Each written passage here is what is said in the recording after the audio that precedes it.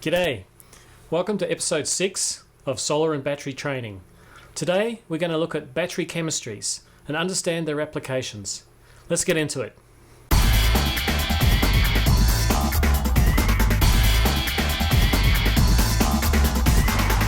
So welcome everyone to episode 6 of this Solar and Battery Training series. For those of you just joining the series, I'm running this because I'm in lockdown here in Australia, as is my colleague Rachel, and so we thought we'd provide some training on solar and battery systems. The topic for today is a follow-on from yesterday, which was we were looking at battery characteristics in terms of what state of charge, what's a C rate, what's a cell, what's a battery. Today we're looking at actually at battery technologies, the different types of battery technologies that are available, or the major ones. And I'll also be diving into the new battery standard, which is a joint standard with Australia and New Zealand called ASNZS 5139. So Rachel's got a few instructions for people on how to comment and how to ask questions. Over to you. Glenn, so I'm writing a note about that in the chat window. So can we have questions in the Q&A chat window, please, which is the Q&A tab probably at the bottom of your screen. Chat is for chatting amongst yourselves, or if you'd like to comment. I'll be monitoring that as well, so I can throw it in if it's particularly relevant.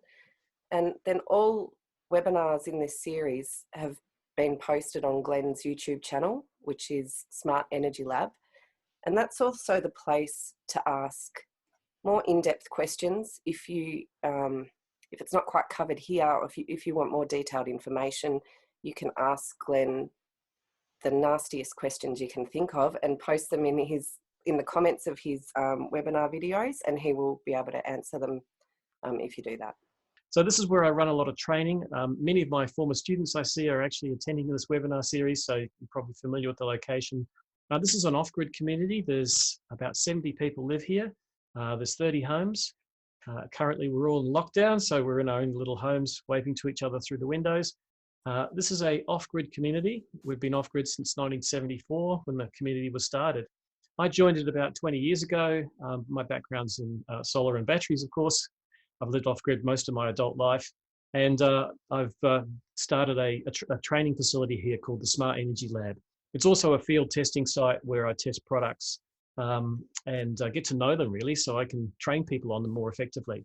And I must thank all the sponsors for my channel and for my lab who provide me with these products so that my students can train on the latest, newest equipment that's available.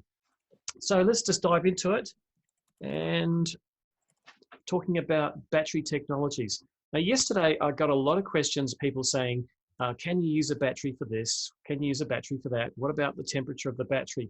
Actually, it's a bit like saying, can you use a car? You have to define it more specifically. So that's what we're going to look at, is the different types of battery technologies and their suitability for different applications.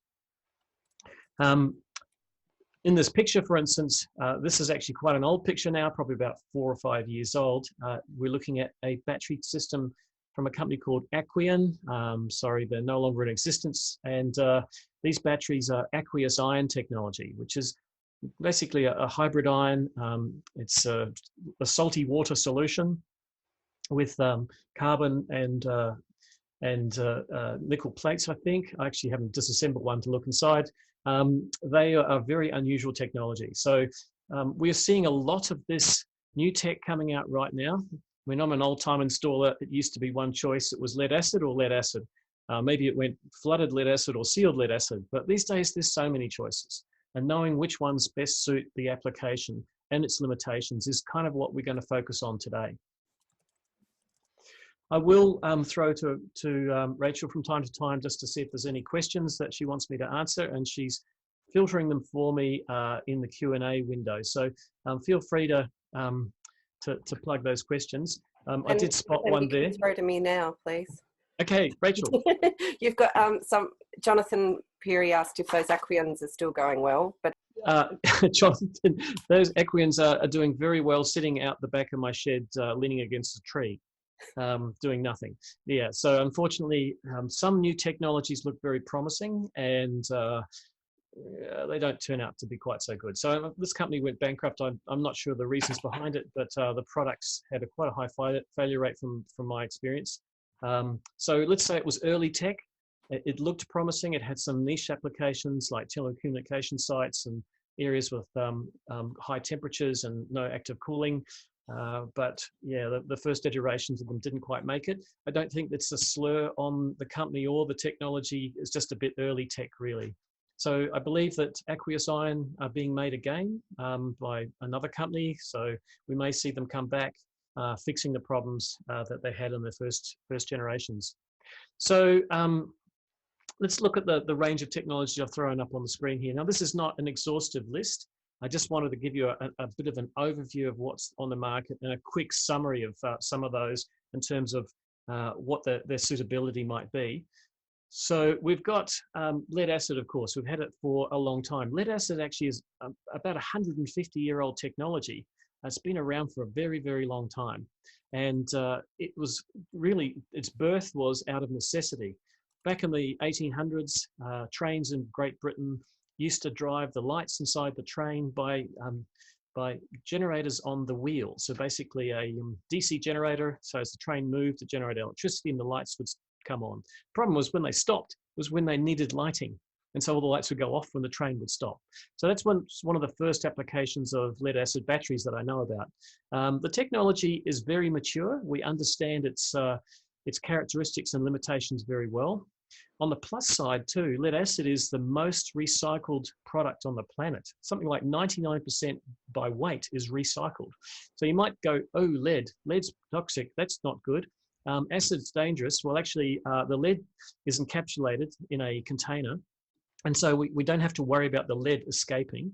And the lead itself is very easy to recycle. So we'll find that it can be melted down at low temperatures and turned back into new product. So there's a plus really from lead acid, even though it's an old technology, it's a very stable one and easy to recycle, but it has definite limitations. Things like weight, it's heavy.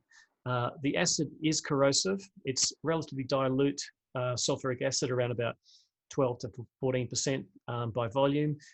It is therefore a risk in terms of handling.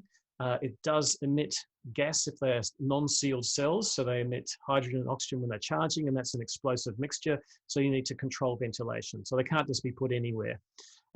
Probably the biggest disadvantage too, particularly if you're using them on a daily cycled system on grid, is they don't like to be left not fully charged. They don't like to partial state of charge cycle. They like to be fully charged at least every day or two.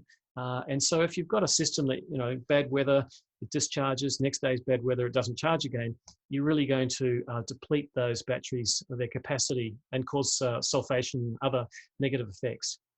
Also, the usable volume of them is surprisingly small. And so you've got a battery that might look like it's a 1000 amp hour cell, but to get a reasonable life out of that cell, you're probably only going to cycle it to about 50 or 60% depth of discharge. So there's a reserve capacity there that you try not to use because it will shorten the life of the battery. How much depends on how deep you go and how often. But in a way, it's kind of like a reserve tank as well. One of the sort of minor advantages of lead acid is that even when you think you've run out of power, you've still got that reserve tank, which you try not to dip into from time to time. So that's lead acid in a nutshell.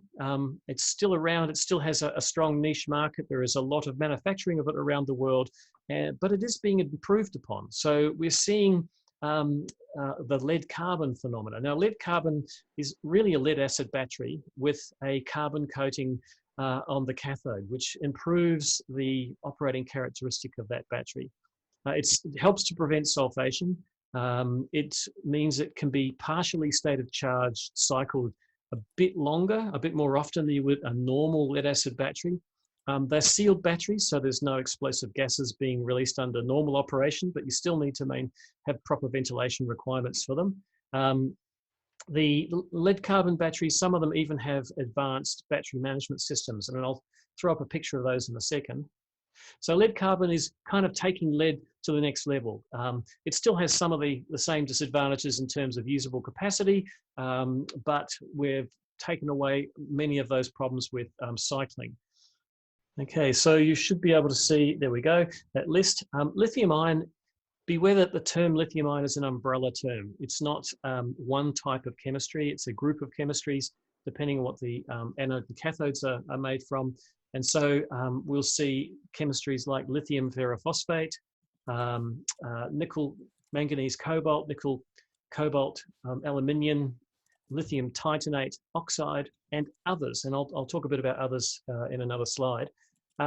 Lithium-ion batteries have been around for quite a while. I think in the 80s, Mr. Gosh, what was his name? Something like Mr. Goodluck invented the technology, a scientist, and I should know his name. I'll put it in the comments when I remember it, and in the description. So he invented lithium-ion batteries. In fact, he invented the lithium battery. Initially, the lithium battery was lithium metal batteries, but they proved to be very, very unstable. If you've got any moisture inside them, they just catch fire, because lithium oxidizes with any source of oxygen, including H2O, and would catch fire. So there were even some early laptops that used lithium metal batteries, but you really wouldn't want to put one on your lap. It could just burst into fire at any time. So a more stable form was to make an ion of lithium that wasn't so reactive, didn't react with oxygen and immediately catch fire. So we saw a whole range of ions of lithium coming out. Lithium ion is, in my opinion, has got to a stage where it's a mature technology now. We have companies with long manufacturing histories of the product. It's really going to revolutionize transport. It already is in many countries like China. We're seeing, electric vehicles taking up lithium-ion batteries. The reason for that is energy density. It's the big advantage, particularly over lead acid, is that the weight of the battery for the amount of energy you can store in there is significantly lower, almost an order of magnitude lower. So you can get a good range out of a vehicle without having to weigh it down with tons and tons of batteries. A question here from James. When installing the inverter, especially for resi, and you come across the gas meter, this is not a little bit different. This has been a controversial question amongst companies. Can you install inverter above the gas meter? And if you can or can't, can you refer me to the appropriate standard, please? Oz and New Zealand. Okay, it's sort of jumping ahead a little bit because I will be talking about the battery standard, but I'll cover this one straight up. You have to comply with all regulations when you do any work that involves safety standards. And in this case, you've probably got two main regulations you need to consider. That's the wiring rules, AS/NZS 3000, and the battery standard, AS/NZS 5139. The battery standard says that you shall have a minimum distance of 600 millimeters from any appliance. So that would include a gas meter. So you can't have a battery within 600 mils of a gas meter. But AS3000 has a special diagram for exclusion zones around gas bottles and gas meters. And it also depends on what the capacity, if it's a gas bottle, for instance, with a meter above it, what the capacity of that gas bottle is. So you have to look at AS/NZS 3000. And then you have service rules based on connection to a network often, or state-based rules. So in Australia, we'll have service rules in different states, requiring different exclusion zones around things like gas meters. So there's no one answer for this one, and hence you'll probably see confusion on Facebook. People in New South Wales might have a different opinion to people in Victoria, for instance, because there's different service rules. So I guess I'd just point you to those three areas, AS/NZS 3000, 5139, and the service rules for your locality. Really, I would advise you keep away from the gas meter anyway, because any leakage of gas in the ignition point is definitely a risk factor when you've got batteries or inverters. So thanks for that question. It's from Guy. Energy density and power density and voltage stability at high C discharge for lithium and charge efficiency. The weight is also really important, not just volume. Yeah, I get your point, Guy. So once again, it depends on your application. So a vehicle, it's both weight and volume is important. You don't want a lightweight but very voluminous battery that fills up the whole vehicle. But for stationary applications, generally, volume isn't such a big factor in off-grid systems, because often they're larger and have a dedicated enclosure or room. But for on-grid systems, space can be at a premium. For instance, if you're putting a lithium battery in a garage, you probably want to still be able to park your car in there. So the size of it does matter. So that's definitely some of the advantages of the high energy density batteries. But as you point out, it's a whole bunch of factors, including power density. So appliances like just your humble mobile phone has got a high energy density and power density because it's got a very, very small battery in it. You don't want a heavy, clunky, phone. But for a stationary energy application, the power density can be achieved with larger cell sizes or more parallel strings. So there are other ways of achieving that. Thanks for correcting me. It was the inventor was John B. Goodenough. I love that. He made a battery that was good enough by Mr. Goodenough. Nominative determinism. Rachel, any more? One more from Vera Kumar. How lithium polymer batteries are different from lithium ion? Okay, I'm not a chemist, and there is a fair bit of chemistry involved in understanding these technologies. So rather than give you half-truths, I might just actually leave that one. And what I do as a teacher, certainly when I'm in a classroom environment, if I don't know something, I don't make it up, find it out. In fact, if you want to be good at something, try and teach it, because your students will always ask those questions you don't know, and you'll go and find out. So let me put that on my list to get back to you to give a more accurate answer to that question. So what I'll be doing is putting in the description beneath my YouTube videos for the day any corrections or any extra information like this one. So it's a good question, so thank you very much. Right, so we're up to lithium-ion batteries. Now, the next on the list is flow batteries.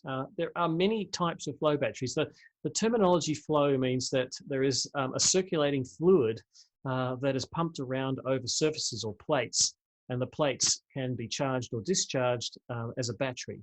Now, the technology I'm familiar with is zinc bromine, because I've actually got a zinc bromine system here at the Smart Energy Lab. Okay, so you can probably see a picture of 4 different types of batteries here.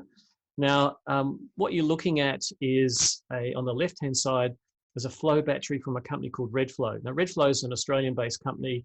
The technology was actually developed at the University of Queensland and commercialised. They are manufactured or assembled in Adelaide, and I've got a couple of these at my lab. Now, they're quite big. What you're looking at there is something that weighs about 250 kilos. It's about 1 metre by 1 metre by half a metre in dimensions. It stores about 10 kilowatt hours of usable energy, and I think it's about a 3 kilowatt power rating. The way these work is, I like to call them a battery manufacturing plant. Think of your old throwaway batteries, your zinc carbon batteries, that are the cheapest primary cells you can buy at the supermarket. A zinc carbon battery is a primary cell because you can only use it once. Once it's discharged, it can't be recharged. But this is actually a zinc carbon battery that makes itself afresh every few days. And it does that by effectively electroplating zinc onto carbon. And so the bromine solution in the tank below contains a fair amount of zinc, and that's pumped across the 30-odd plates in the top section. And as you're charging the battery, the zinc is being deposited onto those carbon plates. And when you discharge the battery, the zinc is being stripped off those carbon plates. So the reason I call it a battery manufacturing plant is for maintenance reasons, they go through what's called a stripping cycle. So every few days, 3 or 4 days or so, it chooses the best time to clean the plates, and to do that, it has to fully discharge the battery. During that time, you have no power out of that particular battery. So if you're on grid, you've still got grid power. If you're off grid, you probably want more than one of these so that they can cycle between them. So you don't have both batteries going off at the same time. So one of the advantages of a flow battery is the scalability.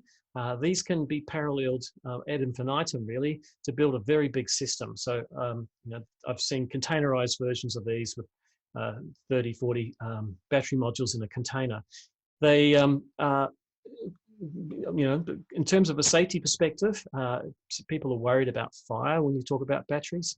Bromine is a fire retardant, so I jokingly say if there's a fire, pour your battery on it because it'll put it out. You probably don't want to do that because it's an expensive solution, but I'm just saying it's not a combustible solution. Bromine is a toxic gas, so these aren't suitable for indoors. Of course, most batteries really should be installed in a well-ventilated location for lots of reasons, but these definitely need ventilation. So they're really suited to outdoor or a dedicated enclosure, like a building or a room or a shipping container that's managing ventilation. Now, since we're talking about unusual battery technologies, I've thrown in a few others there. Now, sodium nickel. Sodium nickel batteries are a very old technology. They were developed back in World War II, I believe, by the Germans, probably due to the shortage of lead at the end of World War II. They still needed batteries, and lead was very valuable. They had other uses for it other than batteries.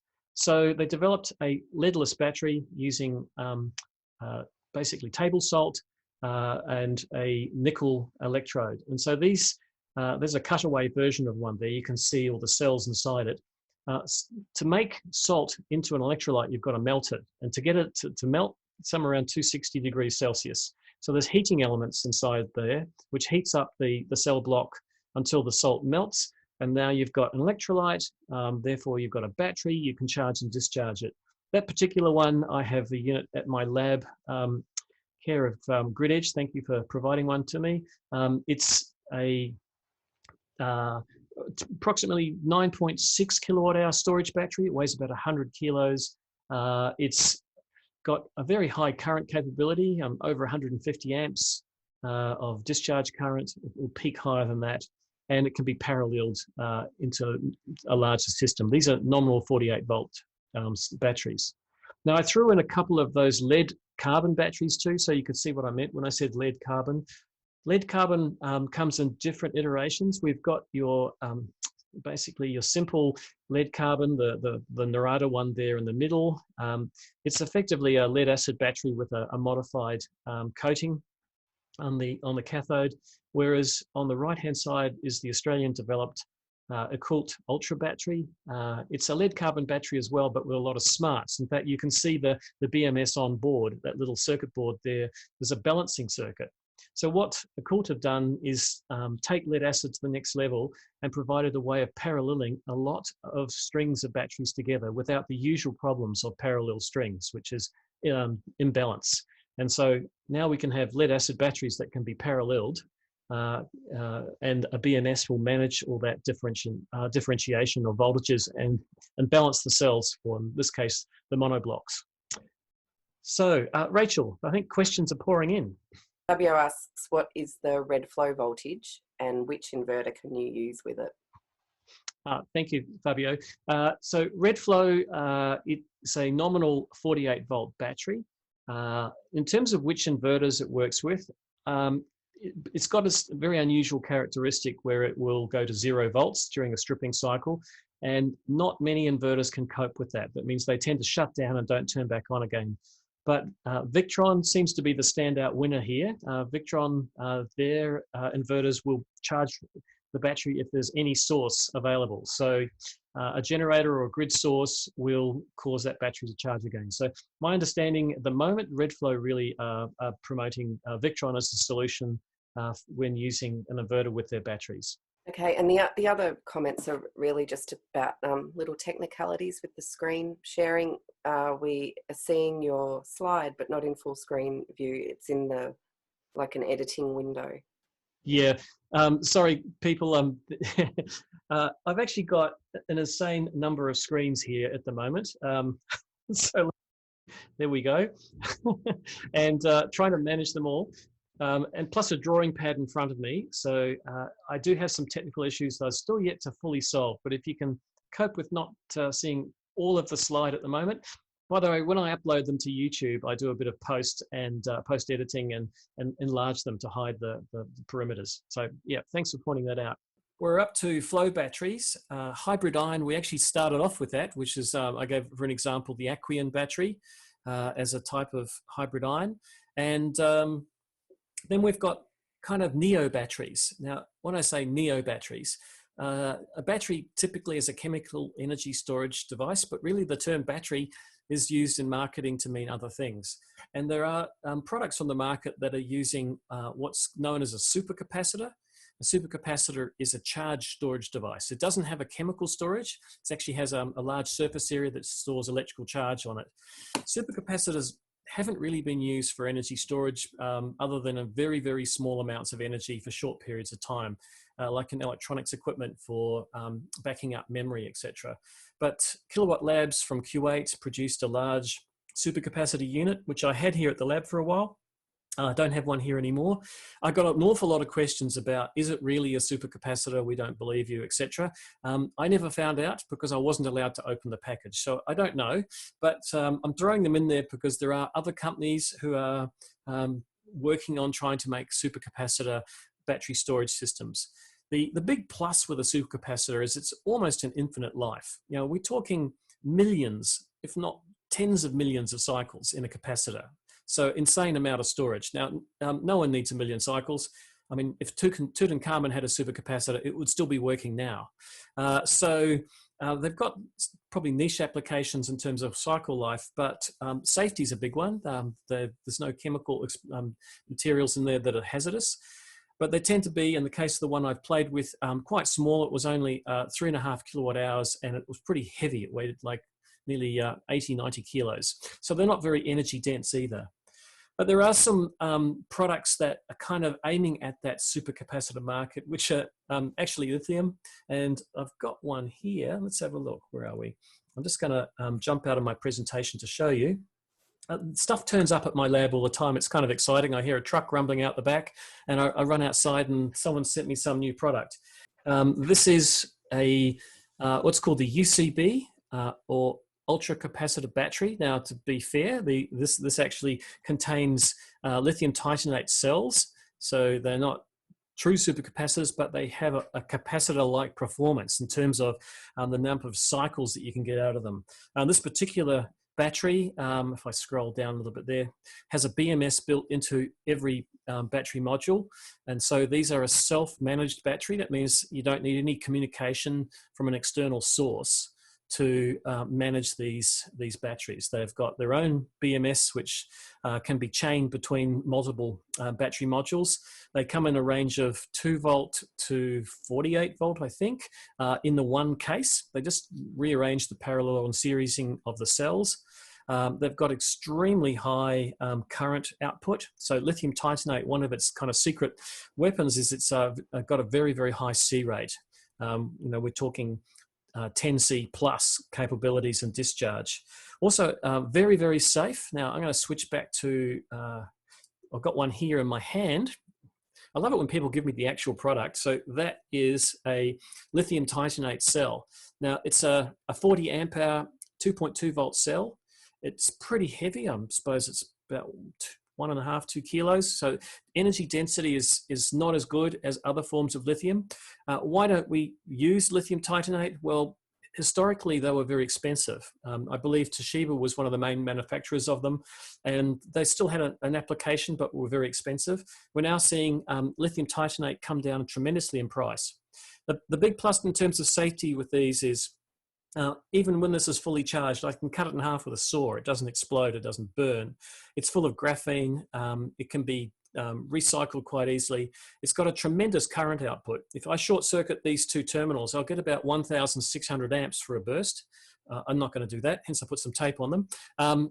Cycle life, I think at the cell level at 25 degrees, we're talking something like 25 to 35,000 cycles. So it's, getting up there to Tutankhamun material. Well, not quite. Certainly your whole life, one battery would last you. But at really high temperatures, the cycle life is still very good. So according to the manufacturer, at 55 degrees Celsius, these will do 4,000 to 6,000 cycles. Now, 4,000 cycles, that's over 10 years. So most products come with about a 10-year warranty, and that's at 55 degrees Celsius. And that's very hot for a lithium cell.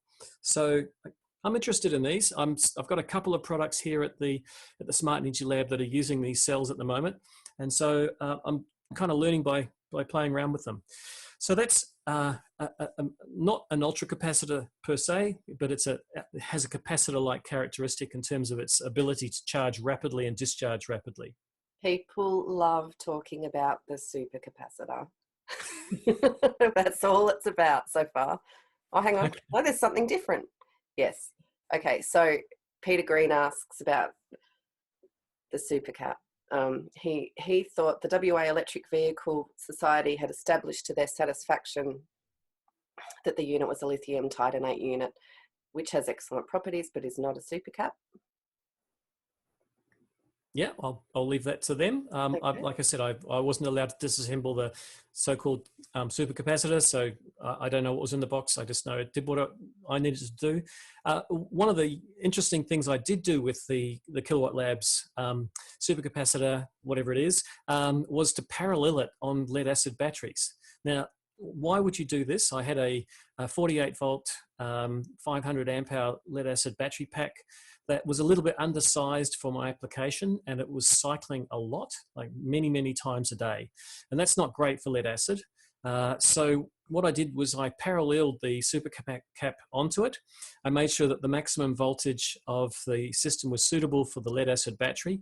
The supercapacitor had a mechanically driven circuit breaker, so it would disconnect itself whenever the battery voltage went above its maximum voltage. So it was actually doing active protection. So at 54 volts, the supercap would turn itself off mechanically, and when the volts dropped below 54, it would turn itself back on again. So why did I do this? The supercap has a very low impedance, and it would charge and discharge almost always first. I would see I had two shunts, one on the lead acid battery and one on the supercap. And I would see the supercap did most of the work during the day. It was only in the evening when the sun had gone down that the supercap would discharge. It was only 3.5 kilowatt hours of storage, and then the lead acid would kick in. So I kind of saw it as a way of almost like retiring a lead acid battery gracefully. You're making it, putting it out to pasture. It doesn't have to work very hard. It's cycling very little. Now, you can do this with other lithium technologies, by the way. The key thing is that you have to consider what the maximum charge voltage of both battery types are. And in the case of, say, lithium ferrophosphate, I've got some which have a maximum charge voltage of 57.6 volts, and they're self-managed. If I parallel them with a sealed lead acid battery, which prefers to go to 58.8, my choices are blow up the lithium battery or slightly undercharge the lead battery. Now, in the case of an old lead battery bank that's still got a little bit of life kicking in it, but you want to just keep it going as long as possible, I don't care that I'm not fully charging it. I'm just kind of stretching out its life. So it's actually a way of migrating from lead to lithium in stages. I could add one lithium battery module, add two, add three as time goes by, and eventually completely retire the lead. So it's an interesting concept. It will only really work if you have a self-managed lithium battery, one that doesn't need comms to operate. A supercapacitor is being used to let, e.g. a low power density lithium chemistry, support a higher peak power. So that's kind of what I was saying too, is that the ability of some cell types, now once again, that's not a capacitor, it's a lithium titanate cell, but it has a characteristic similar to a capacitor in that it can release and store energy at a very high C rate. Not as high as a true supercapacitor, but it does mean that you can use it for that peak demand that might kick in occasionally from an inverter, whereas the paralleled battery might not be able to deliver that. So that was another advantage too, by the way, of paralleling lead acid and lithium, was I extended my maximum power with only a small battery pack. This is from Raj. Glenn, would it be meaningful to rate batteries as a throughput energy at a given temperature, as cycle life can vary with temperature? Thanks, Raj. Yes, there are many ways that batteries are rated. You'll hear lifespan, they'll say 10-year warranty, they'll say certain number of cycles, like 4,000 cycles to 6,000 cycles is fairly typical for many lithium chemistries. But probably a truer and better one in terms of the value to the customer is energy throughput. And energy throughput will vary as well with temperature. And that's, I think, what Raj is getting on about. Energy throughput is how many cycles can you do over a certain period of time, the warranty period usually, and that'll tell you how much energy you can shift with that particular battery. And if you're looking at using batteries for self-use of renewables, like in a hybrid system on grid, you're looking at how much energy that battery can sink and source to save you buying it in from the grid. So you can give a dollar value to that, that energy throughput. And so some batteries have very, very high energy throughput. Batteries with very high cycle capability can get a lot of energy throughput.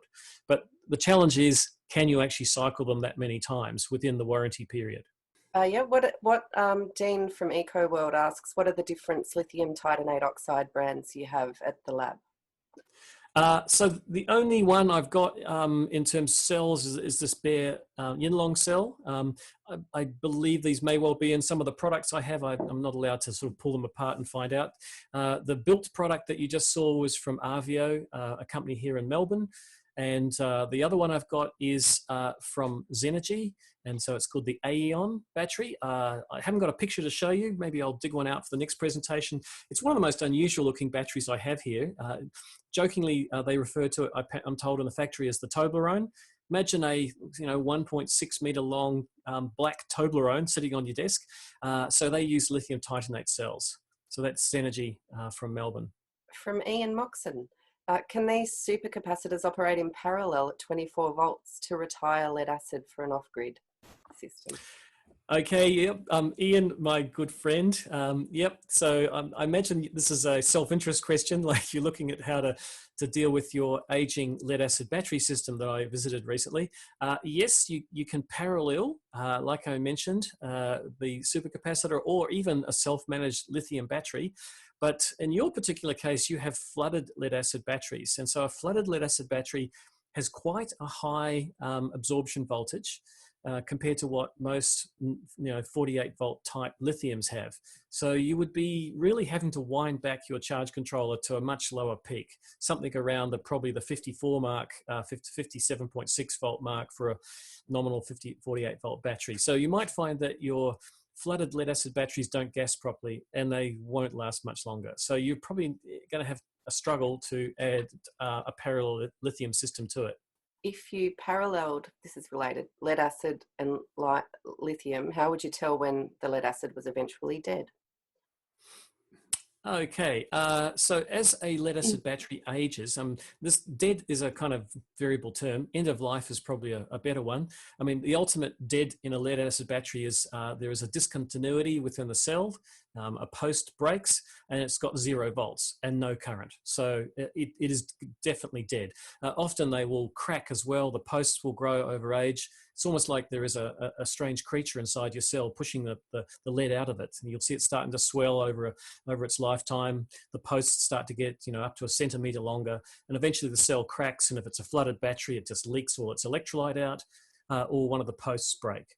But there's also end of life in that the usable capacity has become so small, it's just not worth charging it anymore. It's not giving you much usable capacity. And the main reason for this in a well cared for lead acid battery is just sulfation is an unavoidable characteristic of age due to cycling. And that's those crystals that form on the plates effectively block or reduce the surface area that can exchange energy. So over time, your 1,000 amp hour cells start to become a 900, then an 800, then a 600, and then down to not very much at all. So you end up with effectively a great big battery with very little storage capacity. And so it'll charge within the first hour of the day, and then as soon as you try to discharge it, it's almost empty straight away. So that's end of life. It's really, its usable capacity's gone.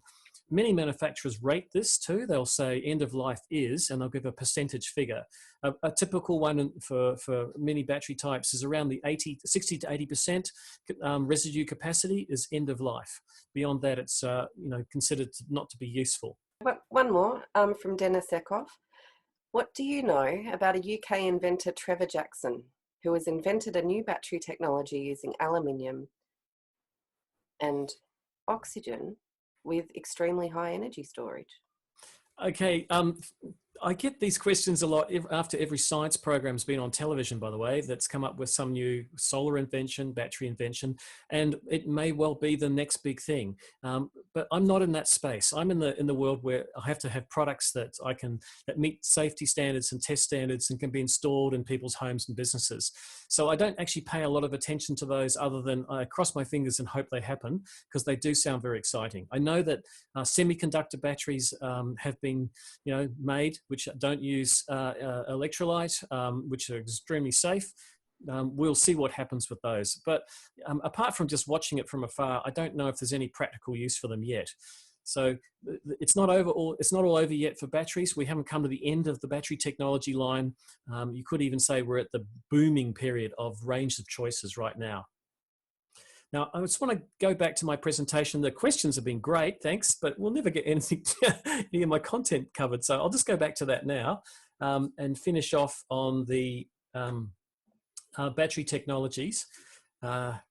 So we got up to hybrid supercapacitors. I called it hybrid because I really don't know what's in the box, or type of cells which have a characteristic that you might associate with supercapacitors.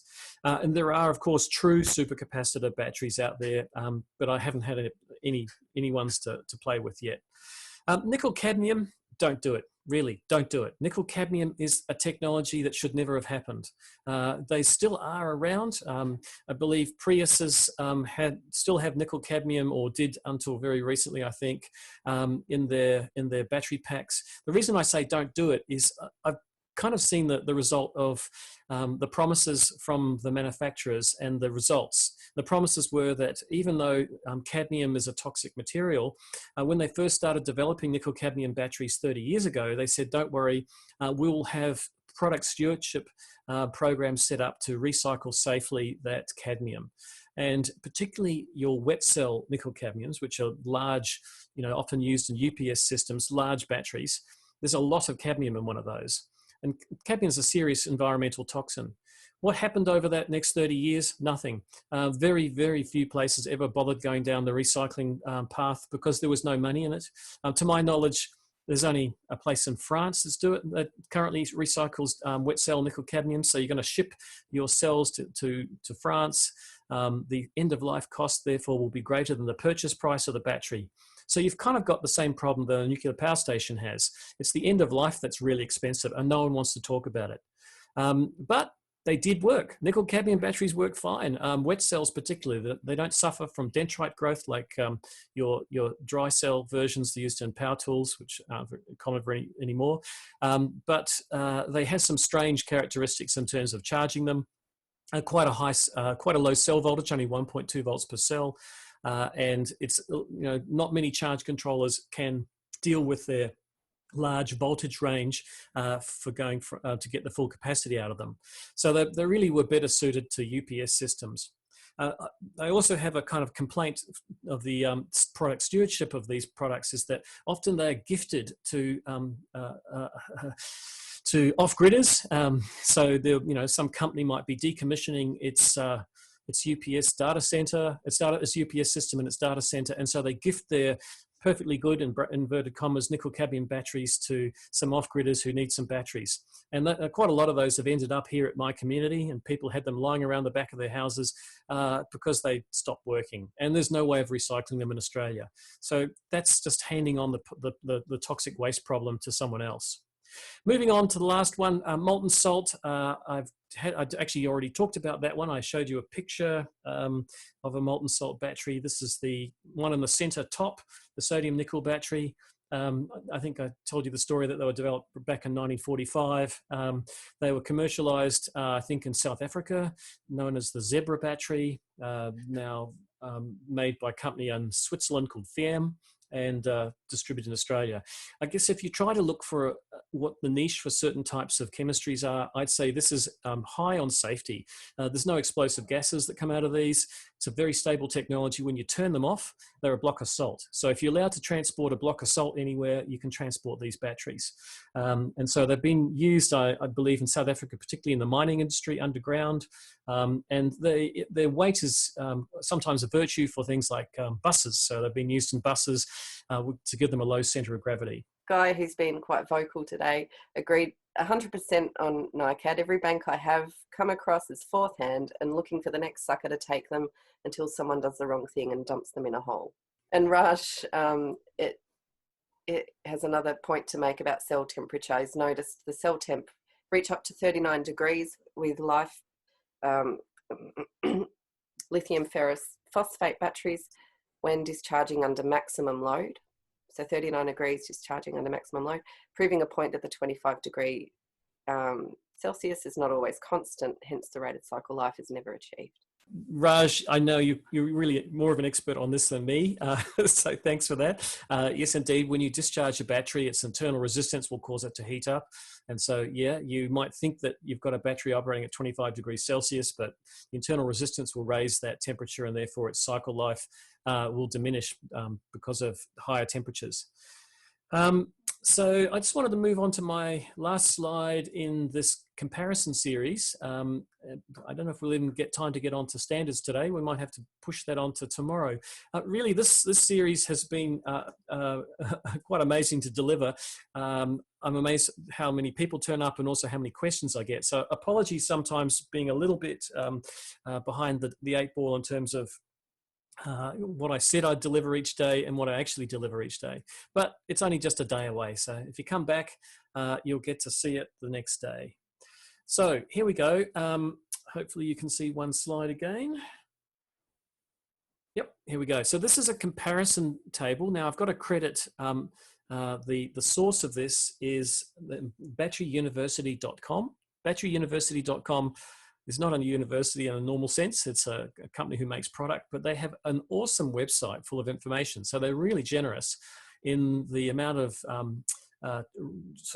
training materials or data around batteries, particularly lithium-ion batteries. And this is a chart. It's probably a little bit old now. Maybe it needs to be updated, but it's a way of showing a whole bunch of characteristics on one chart for one type of chemistry of lithium-ion battery.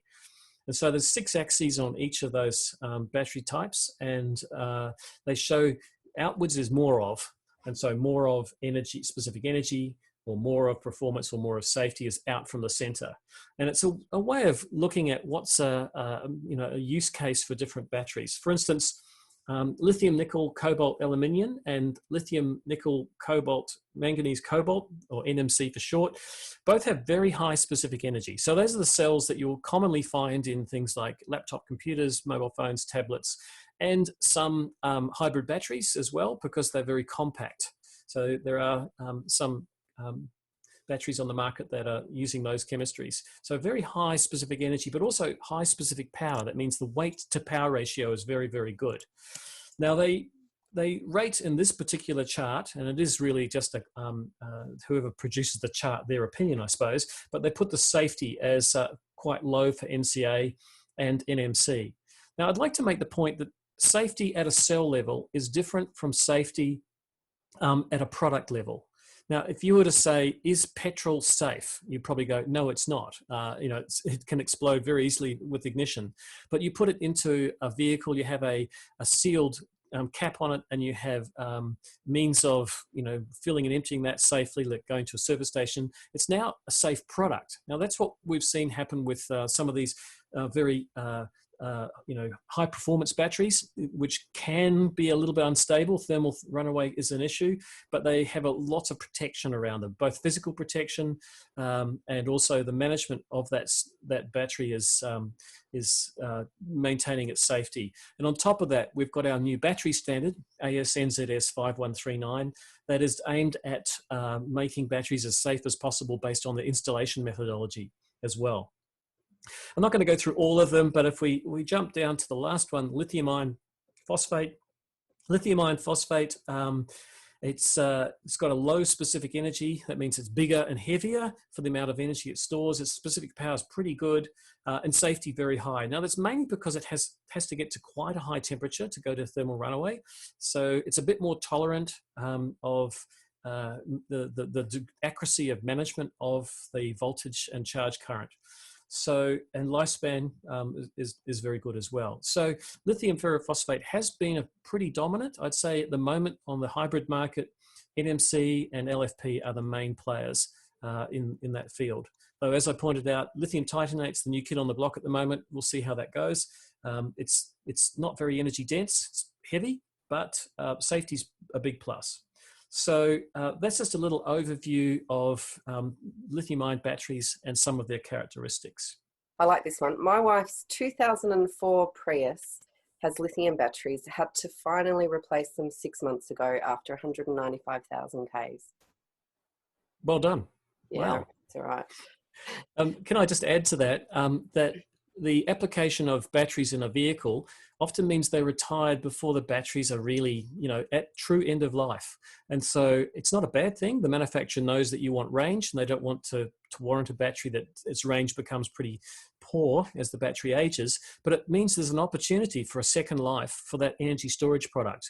And we're seeing some companies doing that. I know with Prius batteries, creating basically battery storage factories where they take secondhand batteries, put them into a managed environment and use them as a large storage device. I mean, from a environmental point of view, sort of reuse is better than recycle. So they're just reusing an old battery. Lithium recycling in Australia. It's in its infancy. A couple of years ago, I would have said there's really very little options. Then I heard about a couple of companies, one of them in Melbourne, that was doing some sort of rudimentary recycling, really just pulverizing them, turning them back into something that could be a road base. And then I met actually the man who owned the company. He's an Australian who's doing full product separation. So puts them through a shredding device, separates all of the compounds that can be turned into another lithium battery and all the metals using a shredding machine. Now, of course, these things don't cost aren't a free service. Well, some of them were, probably learned by doing. But the reality is there's still going to be an end-of-life cost with some of these technologies to properly recycle them, as there is with any product, really. And so we're in the early days of recycling for lithium batteries. But if I was to give a plug, don't throw them out. Don't put them in your Sulo bin out the front of your house, because that's very dangerous. Chances are they'll go into a compactor truck, be compacted and probably explode.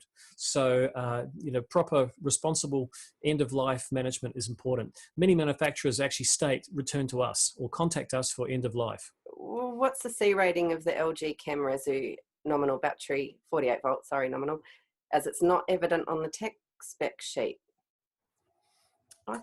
Okay, so they give it in a different way. They give the power rating of the battery. So they list, say, for instance, the Resu 10 48 volt having a 5 kilowatt power rating. And so if you can draw 5 kilowatts out of it, and it's a almost 10 kilowatt hour battery, that means you can discharge it over 2 hours. So 5 kilowatts for 2 hours. And so the C rating would be C2. Now, that would be my interpretation of that data sheet. So I'm afraid we've run out of time again for today. Thank you very much, Rachel, for assisting me. And thanks to everyone who got up on a Sunday morning in Australia or a Sunday afternoon in New Zealand and anywhere else in the world that you might be, for turning up at these webinars. I will upload this webinar as a recording to my YouTube channel so that you can review it later on or share it with your friends. So thanks, everyone. And tomorrow, I do promise, we will get onto the battery standard. I'm going to start with it, so I won't get diverted by a zillion questions. So see you back here tomorrow. Thank you. Thanks for attending today's webinar on battery chemistries. We didn't quite get to battery safety standards, but we will tomorrow. So see you then.